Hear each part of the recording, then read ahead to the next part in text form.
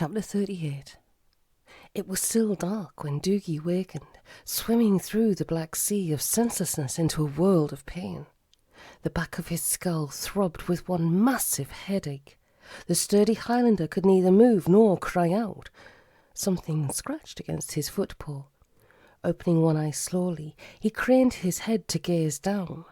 He was bound tight by all paws, neck and chest to a stake, which was driven into the ground. A white fox and an ermine were heaping dead boughs, branches, twigs and dried ferns about him. The white fox saw Doogy's head move. Checking that the filthy gag was secure around the Highlander's mouth, the fox called out in a hoarse whisper, "Mighty one, the captive wakens." Doogy opened both eyes. In the gloom he saw Gulo the Savage sitting on the drum facing him. The wolverine did not speak for a moment. Doogy swallowed hard. Here he was, helpless, gazing into the insane face of his ferocious foe. Gulo grinned, his murderous fangs showing through the white frothed foam that flecked his lips. The wolverine's nostrils flared wide beneath the glinting joy darting from his maddened, red-rimmed eyes as he peered at his captive. He chuckled wickedly. "Now we shall see if my brother will save you. When it is day again, I will lay down my challenge to Eskur. He knows he can never rule the lands of ice and snow whilst they live. Eskur must face me in combat. That is our law. Hear me, Tricora. Thy life depends on the courage of my brother. Do you think he will defeat Gulo?" Doogy could not say anything, though he was gnawing at the gag that stifled his mouth. Surely this crazed beast did not think that his brother was alive and living at Redwall Abbey? Gulo flexed his paws, the long, lethal claws curving out from his heavily matted limbs. "A pity our father Dramz is not here to see his favourite son slain by the one he never looked in favour on. I can see you are a warrior. 'Twill be a rare sight for you to witness. Combat to the death. Winner takes all. The walking stone, this great drum, even the Redwall place yonder, and of course your life. It's a fair wager, is it not?" Then he seemed to completely ignore Doogy. Leaping from the drum, Gulo raced out onto the western flatlands, clods of earth shooting to either side as he stormed about in a wide circle. With his broad chest heaving, the wolverine gazed about, up, down and around. His voice became a triumphant snarl. "Dramz, my father, do you see me from Hellgates where I sent you? When your name is gone and forgotten, beasts will still think of me and speak of me, the mighty one, Gulo the Savage." The ermine Doog looked up from a torch she was fashioning from a wooden stave topped with a broom of moss and twigs. She took a cord binder from the aged fox who had served Gulo the longest, remarking quietly to him, "Only a beast as crazy as Gulo would think his brother is still alive inside that Redwall place." The ancient white fox shrugged. "Who can say whether 'tis true or not? My eyes are still sharp. Methinks I saw the walking stone last evening. 'Twas strapped to the back of the small hairy creature who fled into that building. Mayhaps Eskur is truly in there also. There is hope for us few yet, friend. Eskur is a better creature than his brother. Life was easier suffering unto him. Nothing in this world is certain. He may yet best Gulo in combat." Doog knotted the cord around the torch head, tugging it tight. "Yea, and methinks fish may fly and birds swim under the waters. No beast could best Gulo in combat." The old fox nudged Doog. "Silence now. Gulo returns." Gulo came back to sit upon the drum again, turning his back upon Doogy. He saw the first faint flush of dawn out to the east beyond the treetops. Indicating a spot close by, he ordered the old fox, "Make fire here. Give me that torch." As the fox dug a shallow hole and set steel and flint tinder over some moss, Gulo began striking the drum with the butt of the torch. Ba-boom, boom, boom. Doogy spat out raggy bits of cloth from the gag. In the breaking day he took stock of his position. They were on the western flatlands in front of Redwall Abbey, just out of bow-shot. He blinked hard, focusing his gaze upon the wall-tops. There was Tam, Skipper, a crowd of hares and Turgon the goshawk. Furiously, the sturdy Highlander ripped and tore at the cloth bound across his mouth until he felt it was weakened enough. The binding also went around the stake. With a hard forward thrust of his head, Doogy snapped the gag. His aching skull felt as though it was lifting off his shoulders as he roared, "Howie the bro! I'm Wild Doogy Plumm! Howie!" He slumped forward, stunned, as a swift blow from the torch stave cracked across his jaw. Holding his head on one side, the wolverine actually smiled at his prisoner. "Leastways thy friends know you're still alive." Gulo thrust the torch into the small fire set by the old fox, watching it crackle into flame.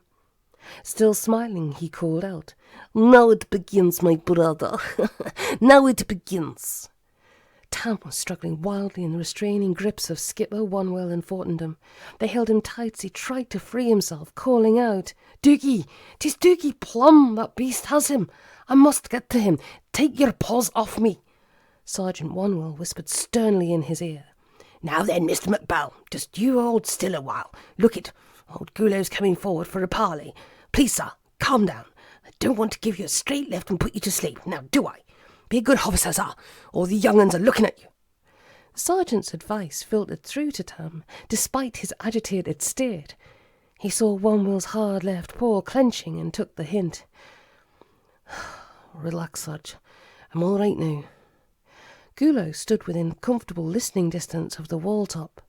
Waving the flaming torch, he peered toward the abbey and shouted, "Heed my words and save yourselves grief and misery.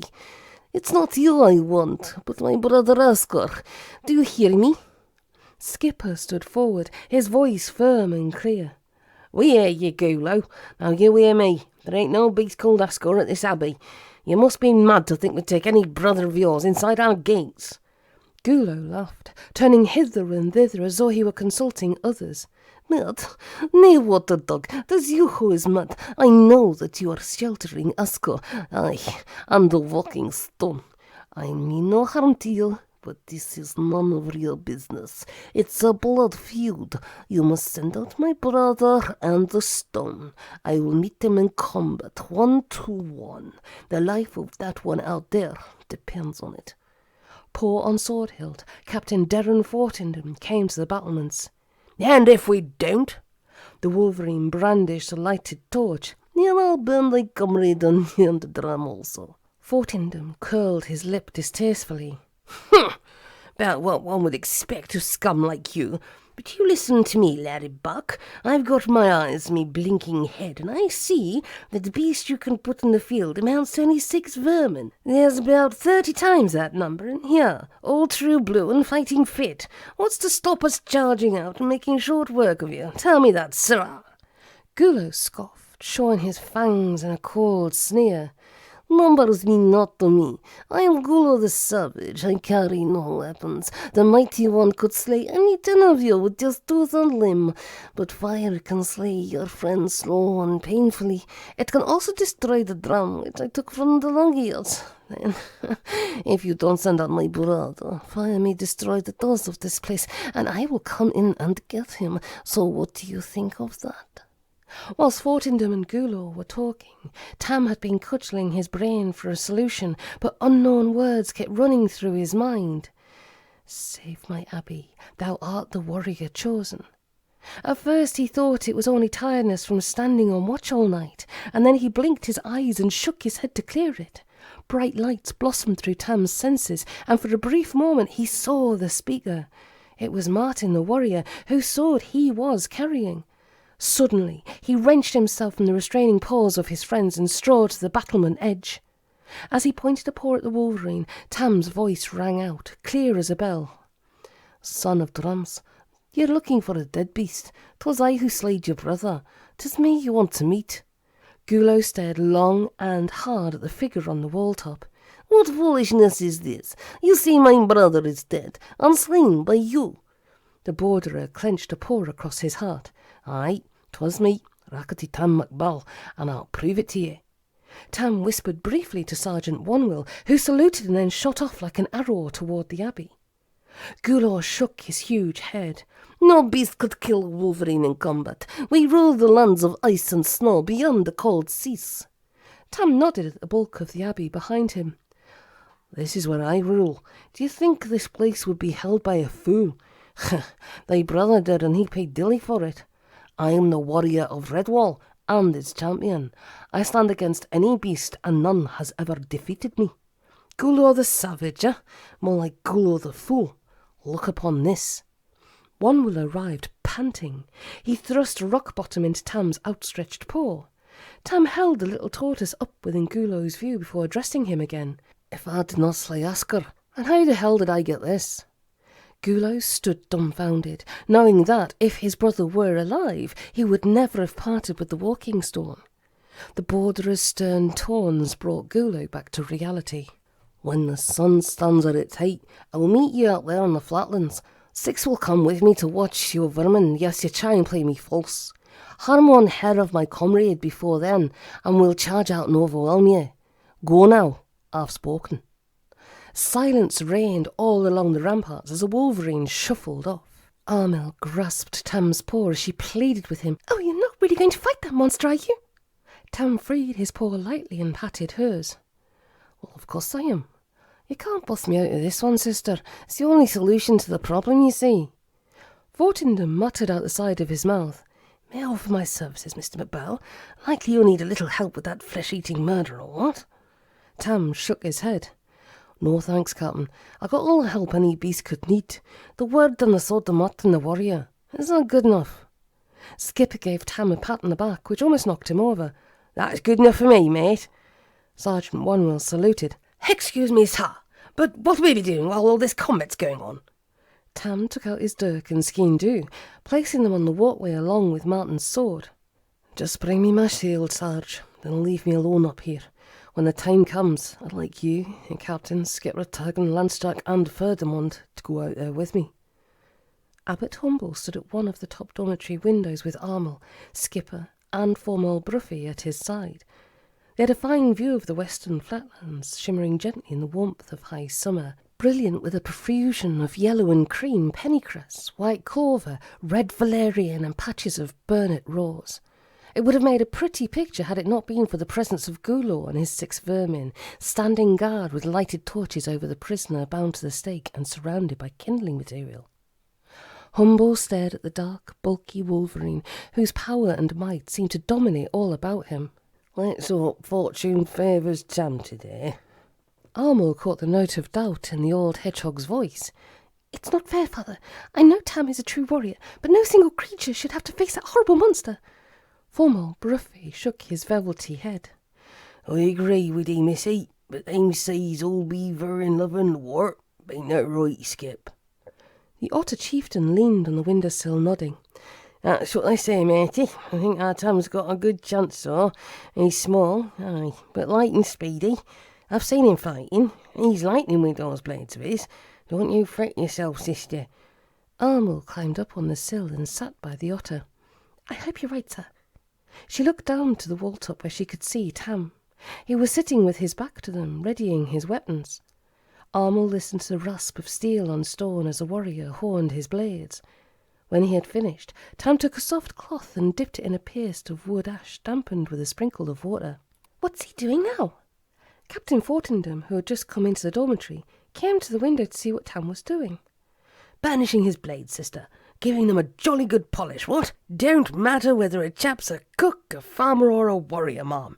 Every trade has its tools, you know, and if one's blinking good at his business, he cares for his implements. I say, just look at MacBurl working on that shield of his. He's got the flipping thing glittering.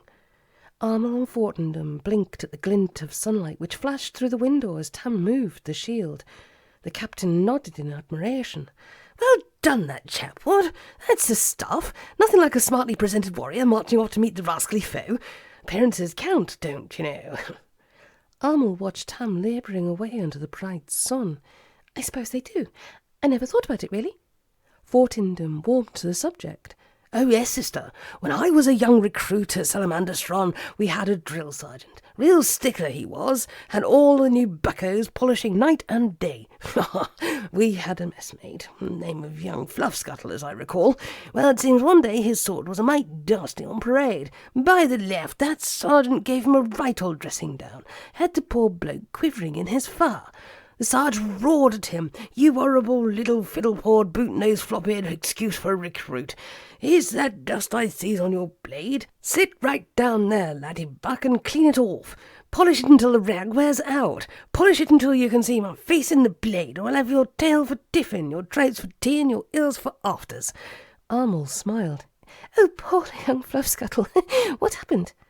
Fortington carried on with his anecdote. "Happened? I'll tell you what happened, me beauty. Off marches the sergeant, leaving Fluffscuttle sitting in the middle of the blinking parade ground, polishing away like the clappers at his sword. Of course, the sergeant forgets all about the incident, doesn't he? Comes midnight, and the brigadier's coming out of the mess on his way back to quarters. The old boy's crossing the parade ground when he sees young Fluffscuttle still sitting there polishing away like fury at his flipping sword. I tell you, miss, that sword was shining like the blooming sun on a summer morning. The brigadier stops to admire it, saying, 'I tell you, young'un, that's the shiniest sword I've ever seen. Top marks, Fluffscuttle. Come on now, off to your bed. It's after midnight.' But Fluffscuttle just keeps polishing the confounded sword, and says to the brig, 'Afraid I can't, sir. The sergeant said I've got to polish this sword until I can see his face in it. But I've polished and polished, sir, and I still can't see the blinking sergeant's face in it.' Wasn't the brightest star in the sky, that young Fluffscuttle, what?" The abbot, Formol, and Armel were laughing when Skipper glanced up at the sky, announcing, "Nearly high noon time, mates. Come on, Captain. Best be on our way. Tam's waiting on us down there."